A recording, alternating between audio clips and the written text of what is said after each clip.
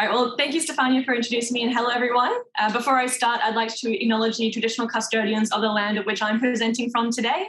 That is the Bedigal people of the Eora Nation. I pay my respects to the elders past and present and extend that to any fellow Indigenous peoples attending the meeting today. This always was and always will be Aboriginal land. And I also want to thank the organisers of this meeting for letting me share some of my work today as well. My name is Kirsten and I'm a PhD candidate at UNSW under the supervisorship of Sarah Martel. And today I'll be talking about my PhD project, mapping stellar interiors with spectroscopy.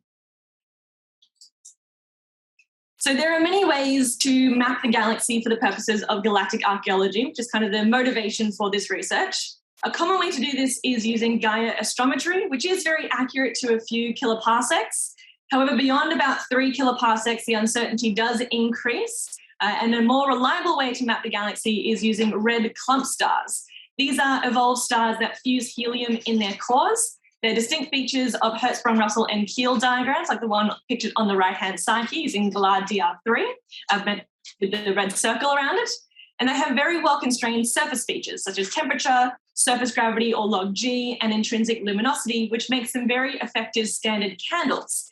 And they've been shown to achieve high-precision distance estimates up to about 10 kiloparsecs, with uncertainties around 6%, which is much more precise than Gaia at those same distances. So problem solved, right? We have some great standard candles with red clump stars that we can simply observe a bunch of them and then get some really good data for galactic archaeology, right? Unfortunately, like most science, it's not quite that simple. There are some imposters with some similar surface features to red clump stars. They're called the red giant branch stars.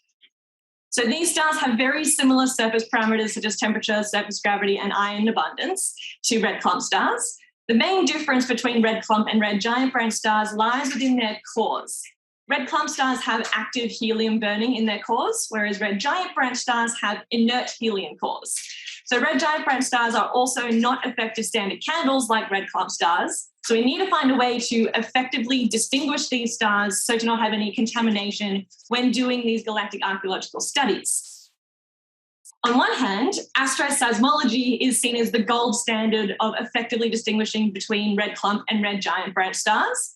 But how does this work? And this is the reason why I have these two bottles on my screen here. Here I have two seemingly identical bottles, just like our seemingly identical stars. When I blow into one of them, and hopefully this works, I tried it last night, but it was a bit hit and miss, but let's see how we go. When I blow into one of them, it oscillates with its resonant frequency and we hear a certain pitch. When I blow into the other one now, oh, it works so well. The pitch is different. We have two otherwise identical bottles or otherwise identical stars, but they oscillate with different frequencies or have different pitches. Why? Because of what's going on the inside. So by studying the distinct oscillations of red clump and red giant branch stars, we can effectively distinguish between the two. But there is still a bit of a problem. And here's what we see here. This is a model run by Hunt et al. 2017, which shows this distinct difference between red clump, the blue-coloured star, the blue-coloured dots here, and the red giant branch, which is the red ones down the bottom. So they are clearly distinguished using those astroseismic parameters. So while asteroseismology is fantastic and a gold standard in red clump, red giant branch classification, it is very time intensive with observation times of days up to years, where longer observation times expectedly result in greater signal to noise. However, I only have 4 years to do this PhD thing, and while finalizing this presentation last night, I realized that I only have about 2.5 years left to go, so that was a fun realization for me. So we need to find a faster way to distinguish these red clump and red giant branch stars. Fortunately, as it turns out, there is a spectroscopic connection that can be utilized to effectively determine astroseismic parameters and therefore distinguish between red clump and red giant branch stars with less than 2% contamination.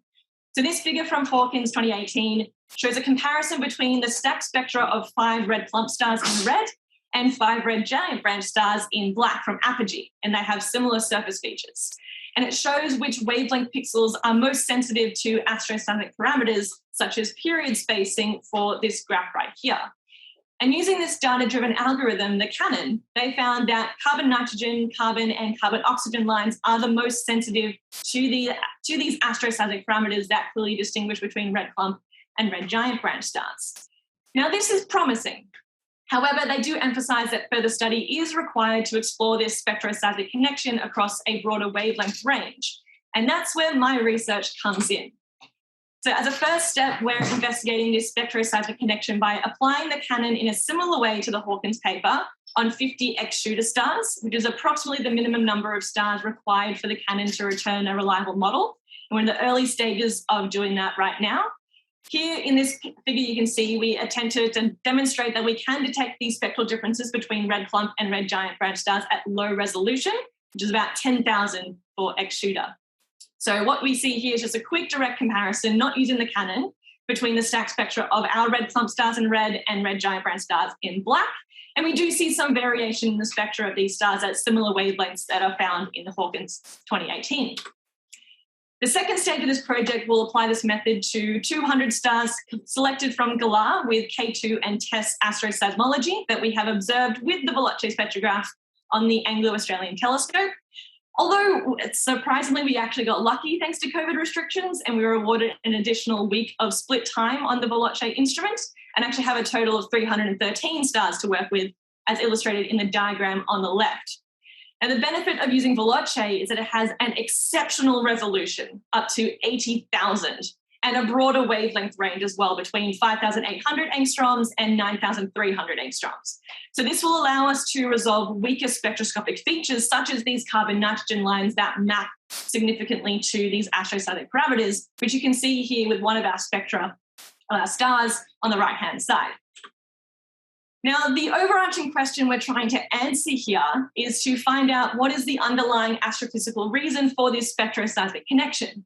Our current thoughts include that the differences in these molecular features may be due to effects of deep mixing along the red giant branch, which makes red clump stars lower in their carbon to nitrogen ratios compared to their red giant branch counterparts, or it could possibly be linked to the helium flash stage of evolution. At the end of the day, come back to me in 2 to 3 years' time and I might have some more answers for you, but that's where we're at with our project at the moment. So thank you very much, and I hope you enjoyed the memes. Nice, great. Okay, well done. Questions for Kirsten? I love the button. Oh, thank you. I thought of it last night and I was so excited. I told all my friends about it and I was like, yes, I have an imposter meme in my presentation.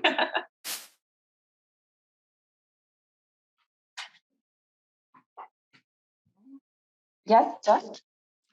Yeah, that was just terrific, Kirsten. Fantastic on so many levels. I wasn't sure, you mentioned the Hahn papers, which I know is all about the astroseismology separation of red clump giants from the background giants, which is a fantastic step, I thought, in its own right, and you're taking it to a new level. Are there many stars that they have looked at with TESS Kepler that you can also do with your technique? Is there an overlapping sample? I missed that if you said so.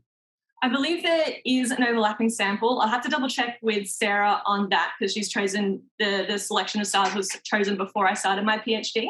But I'm sure there is some sort of overlap. Definitely all the stars we're looking at do have TESS and K2 astroseismic parameters that are already predetermined. That's just great. Fantastic. I look forward to your results. Me too. Thank you. I'm not patient enough to wait 2 or 3 years, though.